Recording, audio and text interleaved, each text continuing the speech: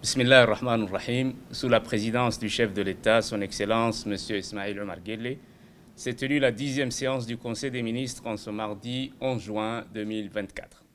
Étaient inscrites à l'ordre du jour 3 questions.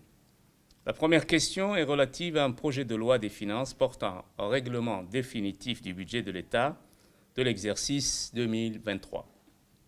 Depuis 2020, l'économie djiboutienne a été confrontée à une série successive de chocs exogènes, avec d'abord la pandémie du Covid-19, les retombées négatives des conflits dans la région, puis la guerre en Ukraine et la hausse des matières premières.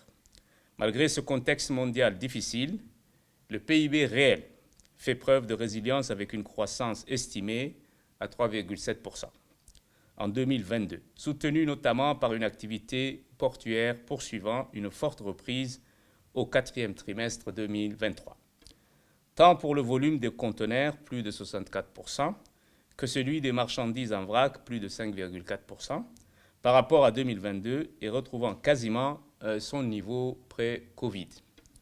Le taux d'inflation a baissé à 3,7% en décembre 2023, en raison d'une baisse des coûts de l'énergie et des services de télécommunication.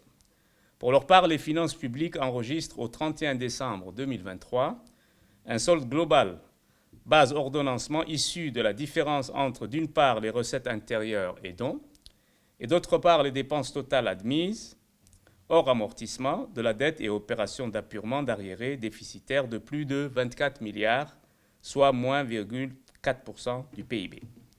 Moins 3,4% du PIB. En matière d'exécution budgétaire, le budget 2023, arrêté à la date du 31 décembre 2023, a d'une part enregistré en recette générale un montant égal à la somme de 140 milliards et d'autre part a inscrit pour la même période un niveau de dépenses générales égal à la somme de 156 milliards de francs djibouti, soit un solde budgétaire négatif de 15 milliards contre 9,5 milliards à la fin 2022. Les perspectives macroéconomiques prévoient la poursuite de cette reprise économique sur la période 2024-2027, avec une croissance projetée de 6,8%, sous réserve des risques liés à la situation dans les pays voisins et en mer Rouge. L'impact des perturbations dans la mer Rouge, qui affectent principalement les transbordements et ne représentent que 6% de l'activité portuaire, semble jusqu'à présent limité. Donc, les opérations du budget de l'État pour l'exercice 2023 font apparaître les résultats suivants. Recettes générales du budget de l'État, 140 milliards 487 millions de francs djibouti. Les dépenses générales, 156 milliards 413 millions de francs djibouti, d'où il ressort donc un déficit budgétaire de moins 13 milliards 284 millions de francs djibouti. La deuxième question donc, concerne un projet de décret portant adoption d'un référentiel géodésique unique pour tous les travaux géodésiques cartographiques sur l'ensemble du territoire national. Ce projet de décret a pour objet d'instituer un nouveau référentiel géodésique unique pour l'utilisation optimale des paramètres de transformation des données cadastrales et la projection de données cartographiques mises en place par la direction des domaines et de la conservation foncière avec l'approbation des institutions clés de la gestion urbaine et foncière du pays.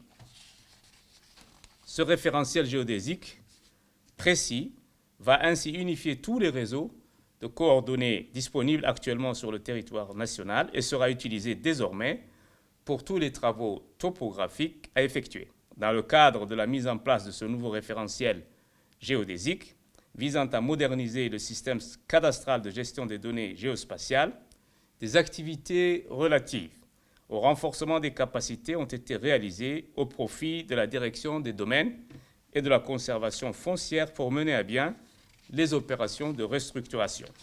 Les opérations donc de restructuration et d'alignement dans les quartiers ciblés par la mise à niveau et l'amélioration d'accès aux fonciers pour les habitants. La troisième question concerne un projet de loi portant ratification de l'accord général de commerce entre la République de Djibouti et la République fédérale et démocratique d'Éthiopie. En 2017, Djibouti et l'Éthiopie ont signé un accord général sur le commerce. Cet accord abroge celui signé à Addis Abeba le 15 décembre 1979. Cet accord permet la promotion et la facilitation de la coopération commerciale et le développement des échanges conformément aux lois en vigueur dans chaque pays. Cet accord s'inscrit dans la dynamique de renforcement des mécanismes commerciaux régionaux, intra-régionaux et continentaux, tels que l'IGAD, l'initiative de la Corne de l'Afrique, le COMESA ou encore la ZLECAf. Cet accord instaure aussi la création d'un comité commercial mixte composé de représentants désignés par les gouvernements respectifs. Ce présent projet de loi a pour objectif de ratifier donc cet accord général de commerce entre Djibouti et l'Éthiopie.